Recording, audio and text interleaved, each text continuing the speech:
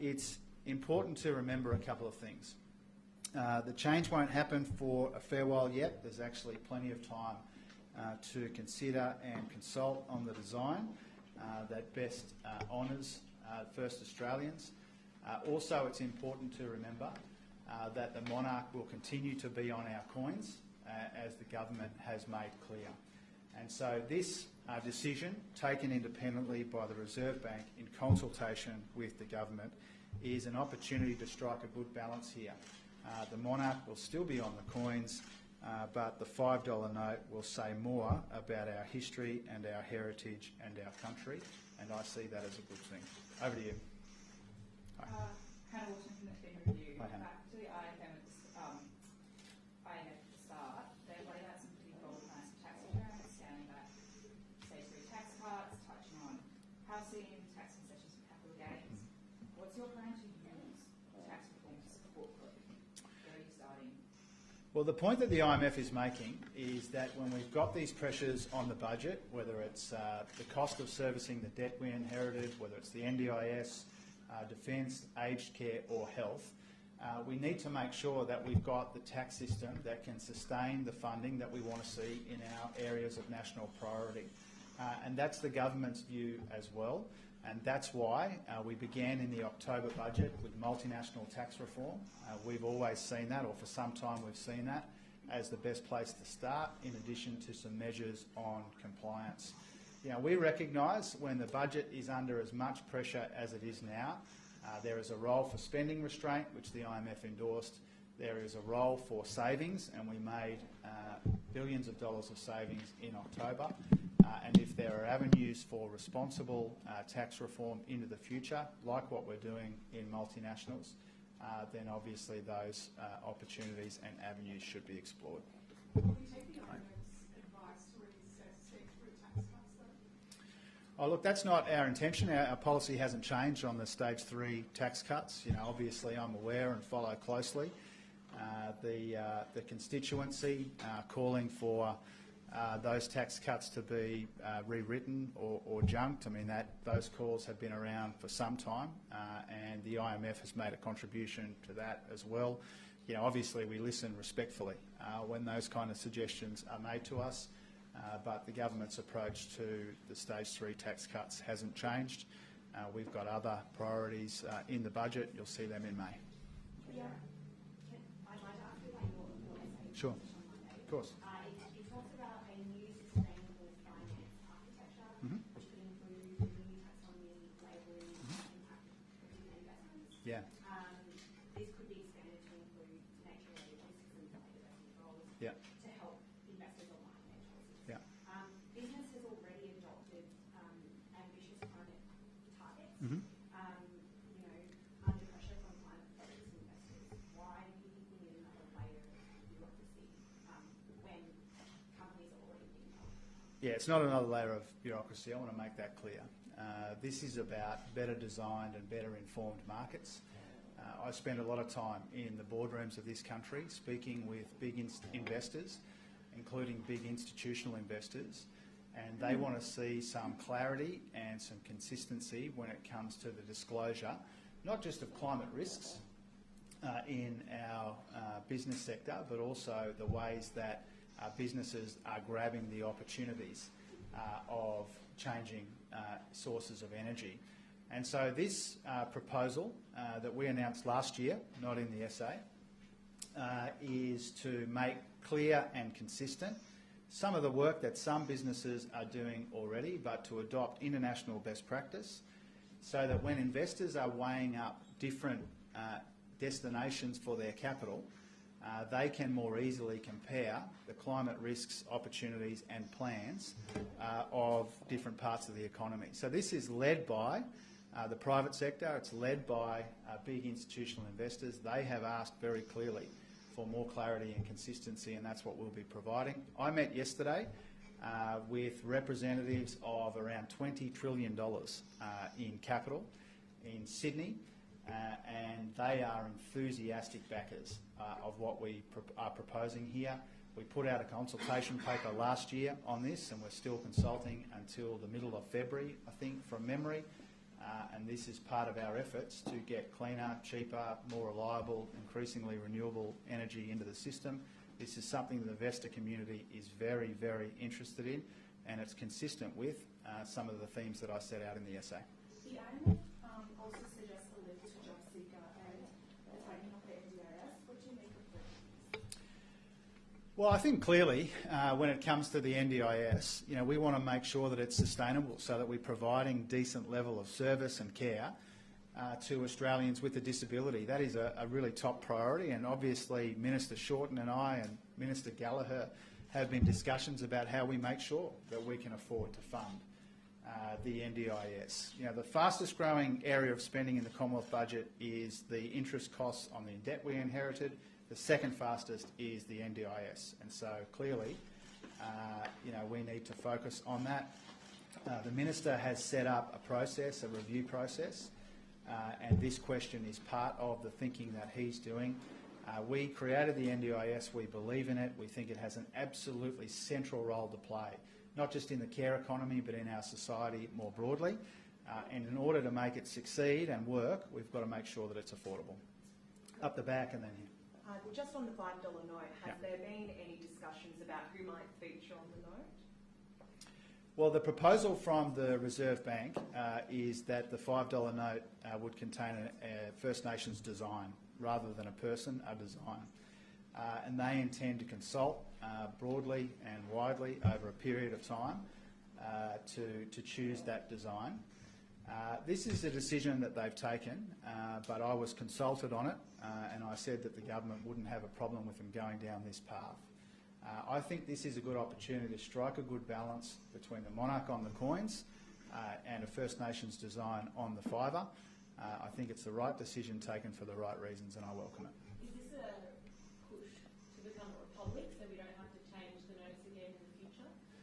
Well, it's an important opportunity to recognise on the $5 note more of our Indigenous heritage and history and culture going back tens of thousands of years. And it's no secret that I would like to see Australia become a republic. But this is a simpler, nearer-term change, which says we've got an opportunity here to recognise the monarch on our coins, recognise first Australians on the $5 note, and I think that strikes a good balance. Going back to your thesis, there's this broader idea, as my colleague touched on, about attacking the private sector to fund some of this national growth. How are you going to incentivise that for them? Yeah. What practice should we do? Yeah, I think it shouldn't be beyond us as a country to line up the goals we have for our economy and the goals we have for our society. And I don't think that's an especially controversial idea. And the way we do that is we better design and better inform our markets. We have a better working relationship between the public sector and the private sector, recognising the private sector's absolutely central wealth-creating, job-creating role in our community. And we modernise our economy by broadening and deepening our industrial base. Increasingly that will be powered by cleaner and cheaper energy. And I think if we can do all of these things, strengthen our economy, strengthen our economic institutions, we can strengthen our society and our democracy at the same time. And so some of the specific ideas which come from that, when it comes to better informed and better designed markets, disclosure of climate risks so investors can make better informed decisions in our markets. When it comes to housing, the Housing Accord, which tries to say we've got this massive opportunity with trillions of dollars in superannuation funds. Why don't we get the big institutional investors, the state and territory governments, the building industry into the room and work out how we build 1 million homes over 5 years and make them affordable so that people can live near where the jobs are being created.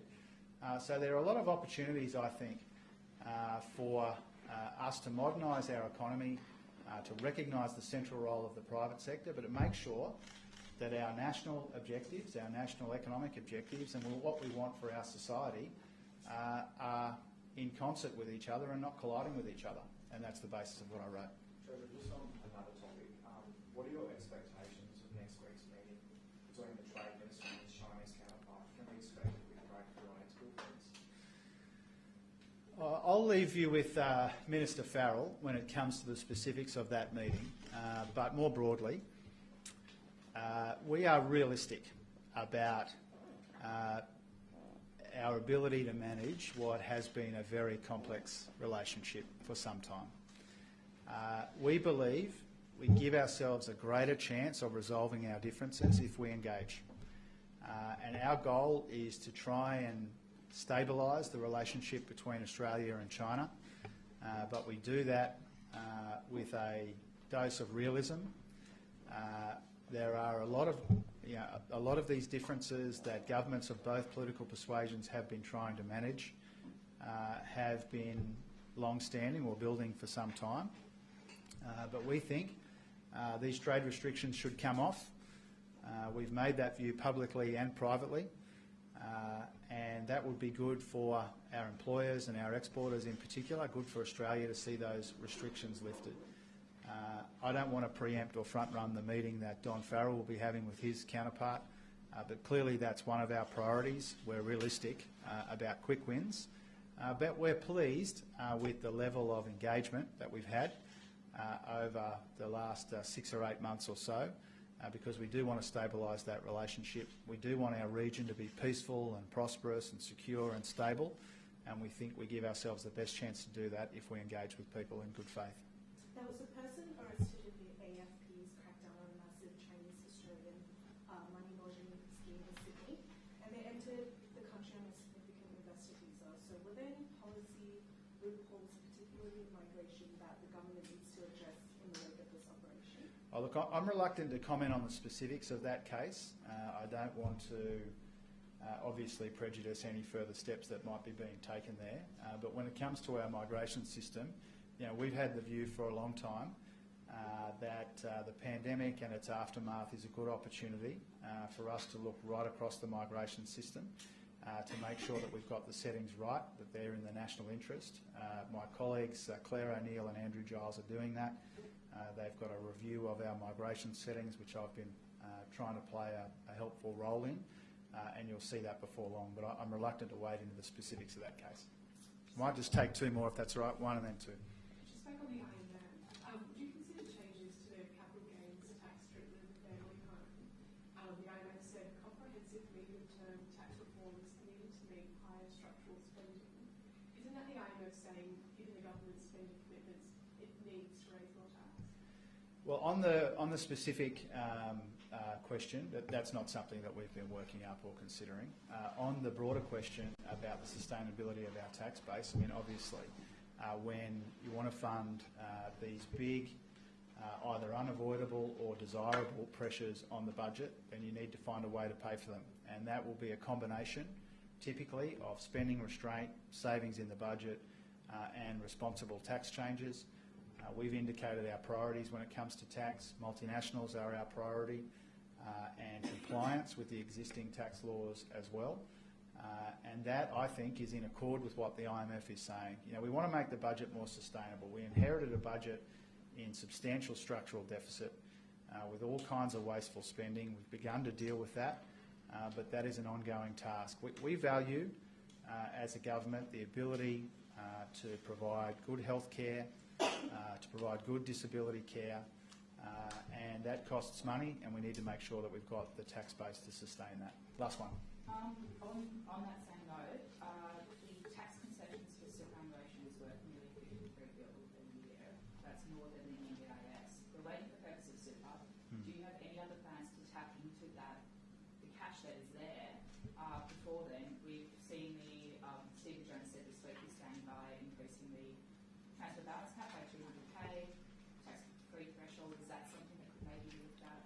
Well, we come at this in a similar way when I answered your colleague's question about the NDIS a moment ago. We created superannuation, we believe in it.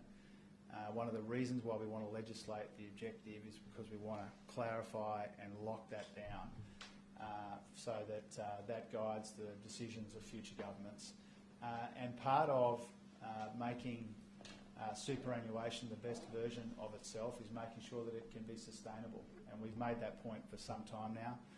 You want to make sure that all of the various concessions are sustainable in this area, but in other areas as well. When it comes to the NDIS, when it comes to superannuation, tomorrow the premiers and chief ministers will be meeting with the Prime Minister when it comes to health funding. We want to provide a decent level of care for Australians in the health system and in disability care and in other ways, and that means you've got to make the budget as sustainable as possible. Our priority has been spending restraint and winding back some of the wasteful spending of our predecessors. The tax reform has a role as well, and that's why we're doing multinationals. Thanks very much. Do you agree that pharmacists should maybe have the ability to prescribe medication to help alleviate the pressure on general practitioners? I'm happy to leave that to Minister Butler. Thanks very much.